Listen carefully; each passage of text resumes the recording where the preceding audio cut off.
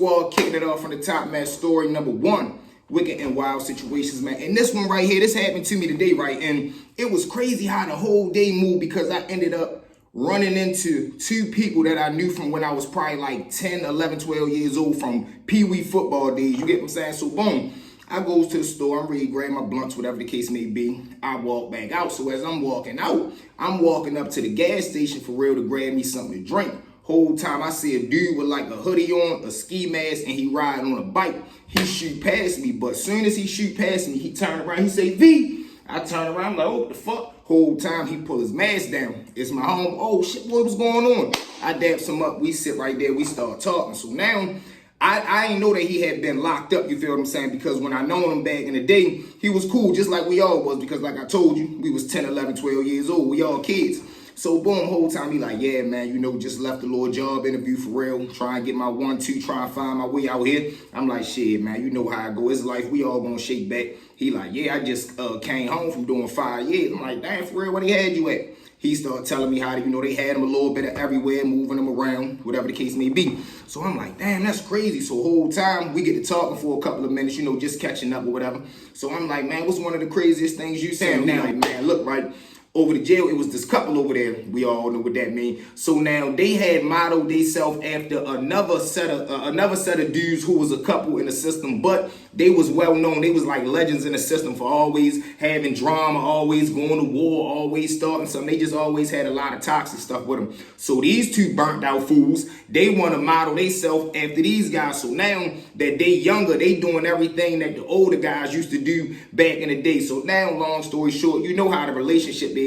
The man in the relationship, he always gonna be trying to assert his aggressive. He always doing what he want to do, putting the big hand on the dude, whatever the case may be. Now, it's a lot of things that come with that as well, because you gotta still take into consideration, yeah, he don't consider himself a man no more, but in all actuality, he's still a man, meaning he don't got the heart of a man, but he got the mindset, the anger tolerance, and he still got the strength and the hand movements of a man. So now a couple of dudes jumped out there on him a couple times, and then the man in the relationship, he would tell the other dude, man, beat him. And if you don't beat him, I'm gonna beat you. I'm like, damn, he carrying it like that. That's that gorilla stuff, that's just how I go. So now whole time he goes through the ranks, he earning his little war wound. So now that they've been rocking and rolling, let's just say for about 2 years, new inmate come on the unit. So now a new dude come on the unit. Let's just say he play the same game that they play. Now immediately the boss man, the dude that's the man in the relationship, he navigate towards the dude. You know, he take him in. So now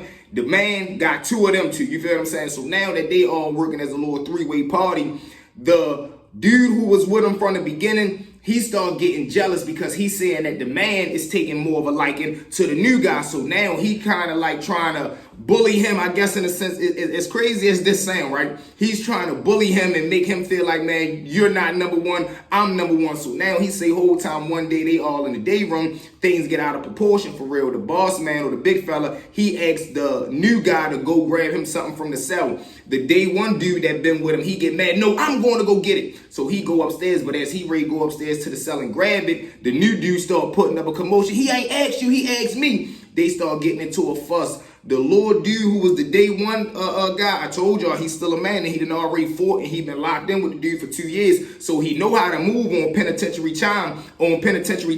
He got that motherfucking hammer on his hip. He come from the hip. He hit the little dude. He's trying to hit him in the face. But as he do it, the little dude lean in. He ends up catching him in the eye. Now when he hit him in the eye, he done put that motherfucker in so deep. When he go to pull it out, my homeboy say the eyeball is still on the hammer.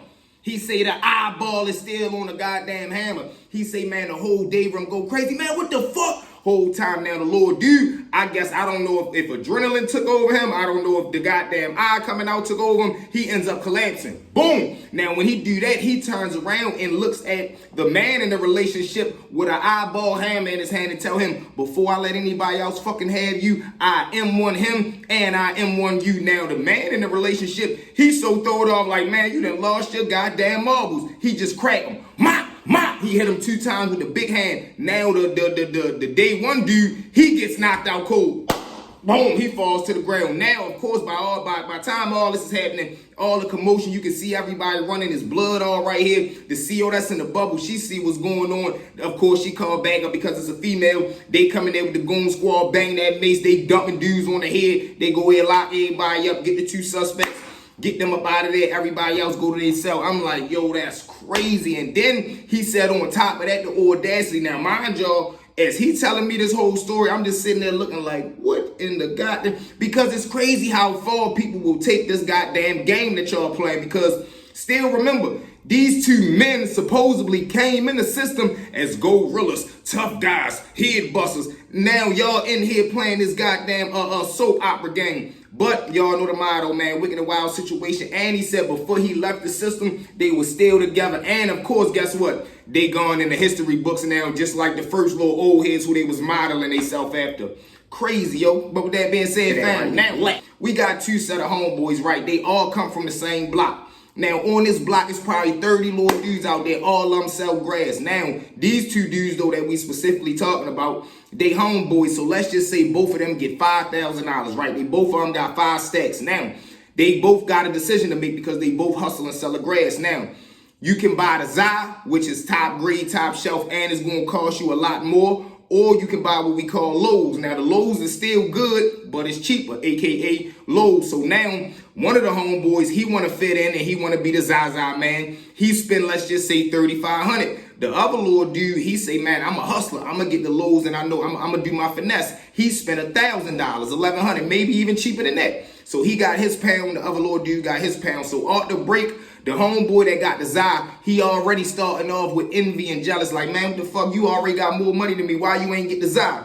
Whole time the little dude like, no, I don't want Zai. I know what I'm going to do. I'm ready to run my money up and stack it up because I'm trying to get this car. Then once I get the car and I got my inventory up on the Lowe's, then I'm going to switch over to the Zai. The other homeboy like, well, no, I ain't doing that dumb shit. I'm ready to just straight sell Zai. So boom, they both go back to the trap. They bag it up. Now, before they go to the trap, though, they stop at the store to grab the bags, the jars, and the valves. Boom, they get back to the trap house. Now, what the little dude did who bought the Lowe's, yeah, he bought the Lowe's, which is still, you know, good grass, but he bought the Zai bag. So what he ready to do is put Lowe's inside of a Zai bag and charge people for the high. The other dude, he already got the real Zai bags because he bought real Zai. So now the Zai homeboy, he looking at his other homeboy like, man, you man, look at you ready to be out here selling them motherfucking burn bags. That shit ain't gonna work. You need to get the real Zai like me. So he thinking his hustle game is better. They both go home that night. The next day, they both come outside on the block. This the kicker though. The little dude who bought the Lowe's, he got personality. He got charisma. He know how to talk. So he ripping and running up and down the block all day, clipping sales. He sell his whole pack. The little dude who got the Zai, he don't really do as good because the price that he got to sell his product for is super high. So only a rare few amount of people going to be able to buy it, opposed to the little dude who got the Lowe's. He able to hit everybody because you going to be able to get $10 before you able to get 20. Now, if you just a picky type dude and you really want to go get them that high grade stuff, go ahead and do your thing. But Shorty banging, he going block for block, sale for sale. So now by the end of the day, Shorty done damn near sold his whole pound. The other dude, he probably sold like a QP. So now he looking at it like, man, why the fuck you out here selling burn bags? But what making him mad is the little dude is promoting it like he got Zai. So all the customers is coming to him thinking that he got the Zai, but they looking over the dude that really got the Zai because he don't got no personality. Don't nobody like him. So it don't matter that you got the better product. Don't nobody like you better as a person, and he ain't learned that about the game. So now that he noticed what's going on with his homeboy, what do? He start saw shaking on being a soldier hater. So he start telling all the plays, I don't know why y'all keep hollering at him. Y'all buying them dumbass Lowe's getting burnt. Y'all need to be copying from me. I got that real Zai. Smell this, smell this. Now he letting everybody, all the sales that was going to his homeboy, now he coming out earlier than his homeboy trying to beat the sales to the block the way as though once the plays get right there, he can go ahead and cut through his homeboy basically for real. And he started doing it because now the sales looking at it like, man, what the fuck we spending the same money with him to not get what we paying for when we could have just bought it from you. But the sales is unloyal too because they ain't had no problem with the product they was getting from Lil Bro before that this conniving and told y'all what the product really was. Now all of a sudden, y'all don't want to buy the Lowe's from Lil Bro no more. Boom. So now whole time Lil Bro coming outside, he's slowly but surely selling less and less and less. Now he peep and try to duck off real quick because now every time Lil Bro out there on the block,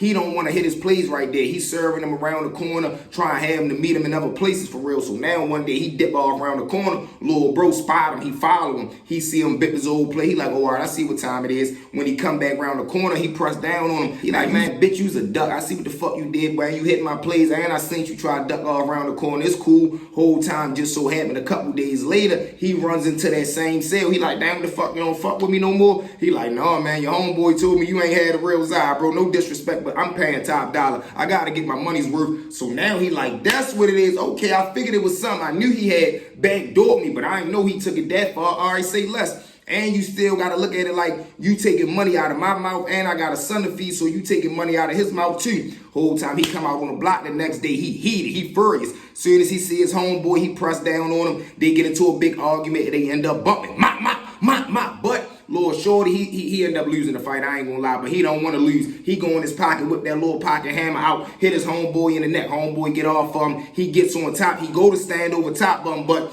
all of the guys out there like, no, y'all can't take it this far. They go ahead and grab him up. It was what it was, but look how far the situation went. All over somebody minding somebody else's business. You trying to knock somebody else's hustle. Let them hustle how they hustle. You need to focus on your hustle. And then if you would have put as much attention as he put in another person's hustle into his own, he would have been selling out hand over fist. But you so worried about what the next man doing, you not looking at yet. When you looking at somebody else's lane, you don't see what's in front of you. Boom, that's how you crash. But wicked and wild situations. With that being said, family, thank y'all for riding with me. Well, you know you forever locked in with your boy, Stories with V. At this time, one more time for me, family. Like, share, comment, and I repeat, smash that subscribe button, y'all. We'll be at 100K in no time from the bottom of my heart. I love each and every one of y'all, man. We gonna continue to go up, dominate this algorithm to what? V-Mob Waste, man. So make sure y'all tell a friend, come over here and join the V-Mob family. Salute to the Day One members. Salute to everybody that subscribed to the channel. Just joining the family, man. Welcome. Y'all know what it is. We out. Let's go. Just kicking it off. We big Joe. Drop that same Jordan. Just go as far as even just now. Get that 10,000, 15,000.